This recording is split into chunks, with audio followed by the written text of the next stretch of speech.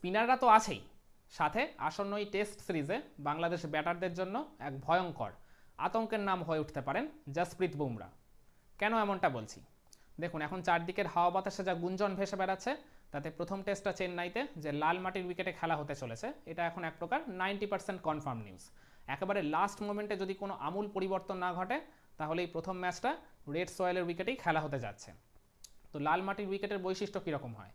Pace বোলাররা কিন্তু এই টাইপের উইকেট থেকে কিছু না কিছু সাহায্য পেয়েই থাকে।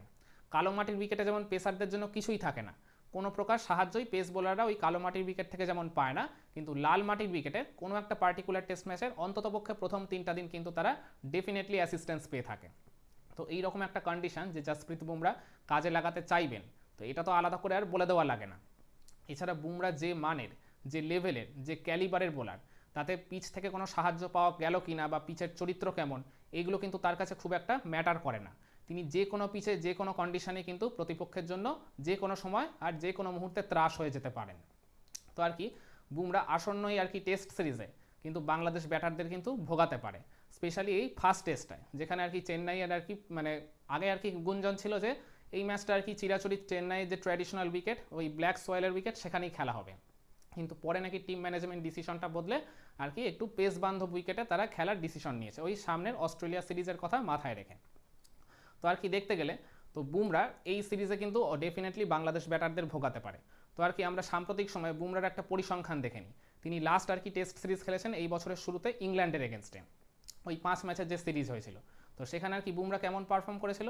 তিনি তার মধ্যে 4টা ম্যাচ খেলেছিলেন, 4 ম্যাচে তিনি মোট নিয়েছিলেন 19 উইকেট। তো আর কি একটা ইন্ডিয়ান কন্ডিশনে মানে একটা পেস বোলারের পক্ষে এরকম 4 ম্যাচে 19 উইকেট নেওয়া, এটা কিন্তু কোনো খুব একটা সহজ কাজ নয়। তার অ্যাভারেজ ছিল 16.89, মানে ওই 17-র একটু কম, মানে প্রায় প্রত্যেক 17 রান অন্তর তিনি একটা করে উইকেট নিয়েছেন। এছাড়াও তার দুটো কিন্তু 5 উইকেটের আর কি নেওয়ার কৃতিত্বও ছিল ওই সিরিজটায়।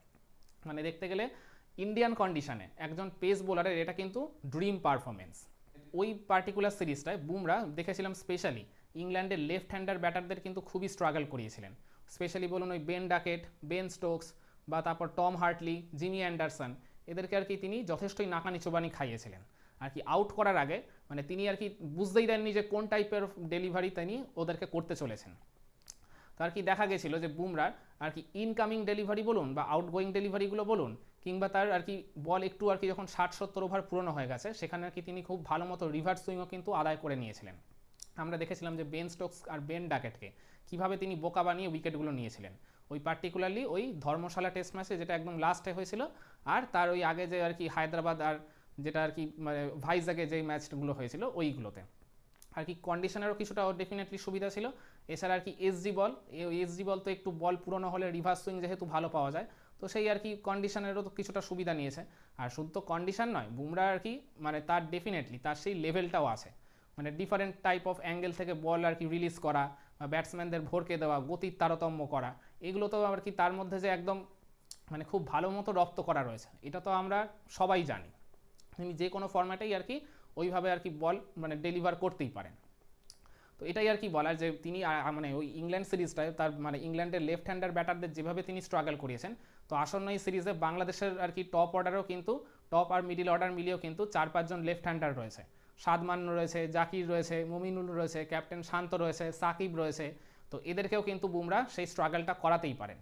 আর এছাড়াও আমরা সাম্প্রতিক সময় দেখেছি বাংলাদেশের লেফট হ্যান্ডেড ব্যাটাররা যেভাবে আর কি ইনকামিং ডেলিভারিগুলোতে স্ট্রাগল করেছেন, মানে পার্টিকুলারলি রাইট হ্যান্ডের বোলাররা যখন ওই রাউন্ড দ্য উইকেটে বল করতে আসেন, তখন ওই ইনকামিং ডেলিভারিগুলোতে পার্টিকুলারলি ওই শান্ত আর মমিনুল এই দুজন আর কি যেভাবে স্ট্রাগল করেছেন, এক প্রকার দেখতে গেলে পুরো অ্যাক্রস শেপে চলে গিয়ে তারা মানে ব্যালেন্স হারিয়ে ফেলে ব্যাকফুটে। তার ফলে ওই প্রপার যে শেপটা ব্যাটিংয়ের সেটা নষ্ট হয়ে যায়, আর তার ফলে ওই হ্যান্ড থ্রো করে দিয়ে আসে, মানে বডি ব্যালেন্সটাই তো হারিয়ে যায়, মানে যেহেতু অ্যাক্রস শেপে চলে যায় ওই আর কি ইনকামিং ডেলিভারিগুলোতে পার্টিকুলারলি। এছাড়া আর কি বুমরা যে মানের বোলার, বুমরা হয়তো মানে আর কি দেখা গেল শাইনিং পার্টটা আর কি দেখা গেল তিনি রাখলেন আউটসাইডে, কিন্তু আর কি উনি করে দিলেন ওই পার্টিকুলার টাইমে একটা আর কি ইন সুইং, মানে এটা দেখতে গেলে এক প্রকার আর কি রিভার্স সুইংয়েরই অংশ, মানে যেখানে আর কি ব্যাটসম্যানকে ট্র্যাপ করে বোকা বানানো যায়। তো এই রিভার্স সুইংয়ের কাজটা তো বুমরা আবার খুব ভালো মতোই জানেন, পুরনো বলে কী করে করাতে হয়। তো আর কি এটাই আমার বলার যে বুমরা কিন্তু এই সিরিজে পার্টিকুলারলি বাংলাদেশের লেফট হ্যান্ডার ব্যাটসম্যানদের কিন্তু খুব ভালো মতো স্ট্রাগল করাতেই পারেন। এছাড়া আর কি শুধু তো লেফট হ্যান্ডার নয়, তিনি আর কি যে কোনো মোমেন্টে যে কোনো আর কি রাউন্ড দ্য উইকেটে বলুন, ওভার দ্য উইকেটে বলুন, যে কোনো কন্ডিশনেই বলুন, ব্যাটসম্যানদের জন্য সবসময় একটা আতঙ্কের নাম। তো আর কি মানে বুমরার আর কি বললাম যে আগের লাস্ট সিরিজে তিনি 4 ম্যাচে 19 উইকেট নিয়েছিলেন। এছাড়াও ইন্ডিয়ান কন্ডিশনে, ইন্ডিয়ার মাটিতে তিনি আর তার ক্যারিয়ারে যে অতগুলো হোম টেস্ট খেলেছেন সেখানে তিনি কেমন পারফরমেন্স করেছেন সেটাও আমরা একটু পর্যালোচনা করে নিই। তিনি ইন্ডিয়ান কন্ডিশনে ইন্ডিয়ার মাটিতে খেলেছেন 8 টেস্ট, তার মধ্যে নিয়েছেন 33 উইকেট, তার অ্যাভারেজ হচ্ছে 16.36, আর তার 5 উইকেট শিকার করার রেকর্ড দুবার রয়েছে। চমৎকার পারফরমেন্স, মানে ইন্ডিয়ার মাটিতে যে এইরকম পারফরমেন্স করা যায় মাত্র 16+ অ্যাভারেজ রেখে, মানে বুমরা আর কি তার মানে মানে অন্যান্য কন্ডিশনে যত টেস্ট ম্যাচ খেলেছে এটা হচ্ছে তার সেকেন্ড বেস্ট অ্যাভারেজ। মানে ইন্ডিয়ান কন্ডিশনে বা এই ওভারঅল আর কি সাবকন্টিনেন্টে পেস বোলাররা তো আমরা দেখেছি তেমন কোনো সুবিধাই করতে পারেন না, মানে পেস বোলারদের আর কি এক একটা উইকেট পেতে গেলে মনে হয় যেন এক একটা আর কি মানে যুগ পেরিয়ে যাচ্ছে। তো সেখানে বুমরার এইরকম পারফরমেন্স কিন্তু সত্যি আর কি প্রশংসার দাবি রাখে। তিনি যেমন বাকিদের থেকে অনেকটাই আলাদা সেটা কিন্তু তিনি বারংবার প্রমাণ করে দেন। তো চেন্নাইতে এর আগে লাস্ট খেলা হয়েছিল ওই মানে প্রায় এখন থেকে 3.5 বছর আগে, 2021-এর ওই শুরুর দিকে। তো সেখানেও বুমরা কিন্তু একটা টেস্ট ম্যাচ খেলেছিল ইংল্যান্ডের এগেনস্টে। তো সেখানেও আর কি ওই ম্যাচটাও হয়েছিল লাল মাটির উইকেটে। তো সেখানেও দেখেছিলাম বুমরা 2 ইনিংস মিলিয়ে 4 উইকেট শিকার করেছিলেন। তো এটাও আর কি মানে তখনকার বুমরা আর এখনকার বুমরার মধ্যে কিন্তু আকাশ পাতাল তফাৎ। এখন মানে তার অভিজ্ঞতাও যেমন বেশি, তার স্কিলও বেড়ে গেছে আগের থেকে। তো সেই কারণেই বুমরা কিন্তু এই সিরিজে ডেফিনেটলি বাংলাদেশের টপ মিডল অর্ডার বা পার্টিকুলারলি লেফট হ্যান্ডেড ব্যাটারদের কিন্তু ভোগাতে পারে। তো আর কি বুমরার এগেনস্টে সফল হতে গেলে বাংলাদেশের ব্যাটারদের কিন্তু প্রপারলি হোমওয়ার্ক ডেফিনেটলি করে যেতে হবে।